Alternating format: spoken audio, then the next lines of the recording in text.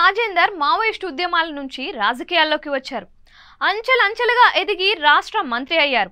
BRS లో ఉద్యమ కాలం నుంచి పనిచేసి కేసీఆర్ కు చేదోడు వాదోడుగా నిలిచారు. తెలంగాణ రాష్ట్రం ఆవిర్భవించక ముందు కూడా కేసీఆర్ ఈటెల రాజేందర్ కు ప్రయారిటీ ఇచ్చారు.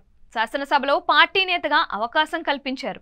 అలా ఈటెల రాజకీయ ప్రస్థానం మొదలైంది. 2014లో బీఆర్ఎస్ లో అధికారంలోకి వచ్చిన తరువాత ఈటెల రాజేందర్ పార్టీలోనూ ప్రభుత్వంలోనూ కీలకంగా మారారు. ఆయన బీసీ వర్గానికి చెందిన వ్యక్తి కావడంతో పాటు ఉద్యమం నుంచి రావడం, మంచి వాగ్దాటి ఉండడంతో ఆయనకు అవకాశాలు అనుకోకుండానే తరుముకుంటూ వచ్చాయి. అయితే 2018లో రెండోసారి బీఆర్ఎస్ అధికారంలోకి వచ్చిన తరువాత ఈటెల రాజేందర్ కు కేసీఆర్ కు మధ్య గ్యాప్ పెరిగింది. పార్టీ నాయకత్వం పైనే నెగిటివ్ కామెంట్స్ చేయడం మొదలుపెట్టారు. దీంతో ఈటెల రాజేందర్ ను మంత్రివర్గం నుంచి కేసీఆర్ తప్పించారు. వెనువెంటనే పార్టీ పదవికి, ఎమ్మెల్యే పదవికి రాజీనామా చేసిన ఈటెల అప్పుడు జరిగిన ఉప ఎన్నికల్లో విజయం సాధించారు. ఆయన బీజేపీ తీర్థం పుచ్చుకున్నారు.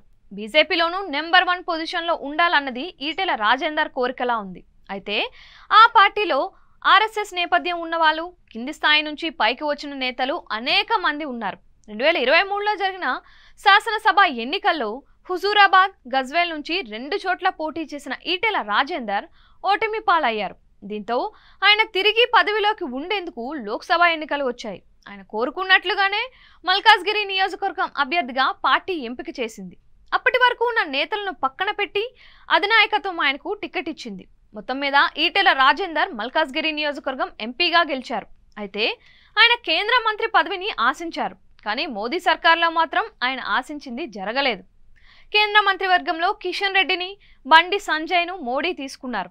కె లక్ష్మణ్ లాంటి సీనియర్ నేతలు ఉన్నప్పటికీ వాళ్ళిద్దరూ రాష్ట్రంలో బీజేపీ బలోపేతానికి రాష్ట్ర అధ్యక్షులుగా పని చేశారని భావించి మోదీ వాళ్ళిద్దరికే కేబినెట్లో చోటు కల్పించారు. ఇప్పుడు బీజేపీ రాష్ట్ర అధ్యక్ష పదవిని ఈటెల రాజేందర్ ఆశిస్తున్నట్లు కనిపిస్తోంది. మంత్రి పదవి దక్కకపోయినా కేంద్రంలో అధికారంలోకి మళ్లీ రావడంతో రాష్ట్ర అధ్యక్ష పదవిని చేపట్టాలని ఆయన ఉవ్విళ్లూరుతున్నారు. అయితే బీజేపీ అధ్యక్ష పదవి కోసం అనేక పేర్లు వినిపిస్తున్నాయి. డీకే అరుణ, ధర్మపురి అరవింద్ వంటి పేర్లు కూడా వినిపిస్తూ ఉండడంతో ఈటెల కొంత అసహనం ఫీల్ అవుతున్నారని ఆయన మాటలను బట్టి వ్యక్తమవుతోంది. మీడియా మిత్రులు అడిగిన ప్రశ్నలకు ఆయన స్పందిస్తూ బీజేపీ అధ్యక్షుడిగా ఏ ఫైటర్ కావాలి, స్ట్రీట్ ఫైటరా, రియల్ ఫైటరా అని ప్రశ్నించారు. 5 ముఖ్యమంత్రులతో తాను కొట్లాడాను అంటూ తనకు తానే గొప్పలు చెప్పుకునే ప్రయత్నం చేశారు. సందర్భం వచ్చినప్పుడు కుంభస్థలాన్ని కొట్టే దమ్మున్నోడు కావాలని, గల్లీలో కొట్లాడే వాళ్ళు కాదని అంటూ మిగిలిన నేతలను కించపరిచే విధంగా మాట్లాడడంపై కొందరు నేతలు హైకమాండ్ దృష్టికి తీసుకువెళ్లినట్లు సమాచారం.